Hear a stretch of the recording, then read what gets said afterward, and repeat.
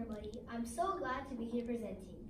Getting ready is a huge thing for me, especially because I'm diagnosed with this debilitating chronic disease called procrastination. Self-diagnosed, by the way. Procrastination is the action of delaying or postponing something, always waiting until tomorrow. Like that one time when I had a 15-page essay with a 2-week deadline. When I got it, the rational decision part of my brain, which is this side, I should probably get started on this now. This is a pretty big thing. But then, the instant gratification side, this side, was like, actually, let's go outside and watch ants. Because what else is there to do? Write the essay? No way, Jose.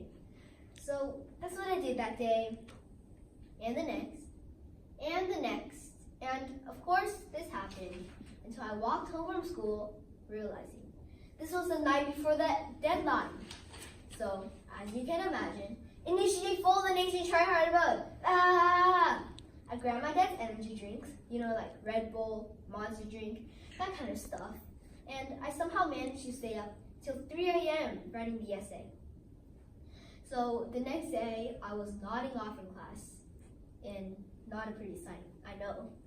But according to Joseph Ferrari, a professor of psychology and the author of Still Procrastinating, about 20% of American adults are chronic procrastinators.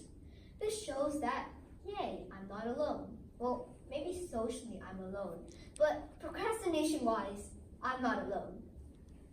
Which is why today I'm going to be looking at the causes, effects, and solutions of procrastination.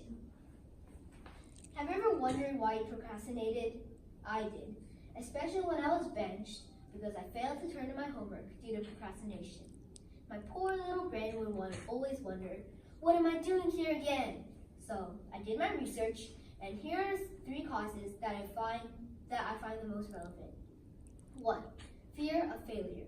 According to psychology, if you fear the consequences of failing, then the logical extension of this is a disinclination to take action. Seriously, I can relate to this. Once I had an advanced orchestra audition that I had 1 week to do it, and it was a digital, you had to send it online. So even though I recorded it on the first day, I waited until the last minute to submit it, and my Wi-Fi ended up going down the minute I was about to submit it, and I missed the deadline. Poor me. 2nd, perfectionism. My older sister is a straight A student. She doesn't know how disappointing it could be to get a B in her entire school life, unlike me. But there is one thing we have in common. We're both procrastinators, but she procrastinates in a different way than me. So once my mom told us to wrap a gift 1 hour before the party. And so for me, this would be like a 10-20 minute task. But because my sister is such a perfectionist, on top of watching a bunch of reading a bunch of articles, she watched a 30-minute video on 7 ways to wrap the best bow on her gift. And after 1 entire hour, she ended up not starting at all. But seriously, Mom, wrap a gift 1 hour before the party? My mom's also a procrastinator. Sorry to expose you, Mom, but at least I know where my genes come from. 3rd, lack of focus. We all know how it feels. You're sitting there trying to do your work when ding, your phone rings. A text from my best friend. It's okay, it can wait. Ding, another ring. Soccer coach, it's fine. Still trying to do your work. Then ding, juicy gossip about someone at school. That can wait. Actually, maybe just 3 minutes. And then 2 hours later, you're playing your favorite video game when the mom says, time to go to sleep. So you head there, you say, it's only 10:48, I'll do it tomorrow. And then you realize tomorrow's the deadline. Yeah.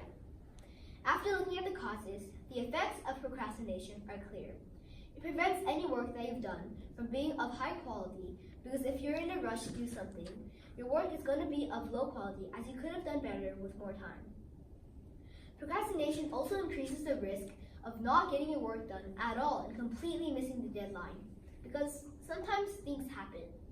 Like I never expected my Wi-Fi to go down, but things happen. My mom was actually missed an international flight because she procrastinates until the last minute to board the plane. In my opinion, she just shopped way too much at the duty-free store. Third, on top of these, according to psychology, yes, psychology again, procrastination can also cause a strong sense of guilt and anxiety. Because if you procrastinate a task, it's not going to go away, nor is it going to do itself. And the guilt and anxiety will follow you, chase you. You cannot run from it or hide. Seriously, I know how this feels. When I procrastinate a task, sometimes I can't even sleep at night because of all the guilt, anxiety, stress, all those good procrastinator feelings. And it's just bubbling up inside me. With climbing sheep in the dark with guilt is not fun, which is why I have 3 solutions. Number 1, for those of us who fear the consequences of failing, my suggestion is this. Trying and then failing is better than never starting at all, because you're doomed to fail anyways. And even if you start and fail, it's going to be a learning experience for you. And maybe, who knows, you might even like that subject. Second, for perfectionists like my older sister, just remember, nothing is perfect. So start as soon as you can. You don't have to be fully prepared, and just start as soon as you can, and keep in mind that nothing is perfect, again. Third, for people who lack focus, like me, put everything distracting away, like your phone, iPad, laptop, that kind of stuff. Put it away where you cannot reach or hear it, and do your homework, do your work. And if it's a big task, split it up into sections. And after each section, you can reward yourself with some well-earned leisure time that's not going to be filled with guilt or anxiety. This worked for me in writing the speech last night. So for the past 11 years of my life, I've been a huge procrastinator and I have not been happy about it. Which is why today I talked about the causes, effects, and solutions of procrastination. Remember, don't be like me and stop procrastinating today. Well, maybe not today, maybe, sometime in the future. Thank you.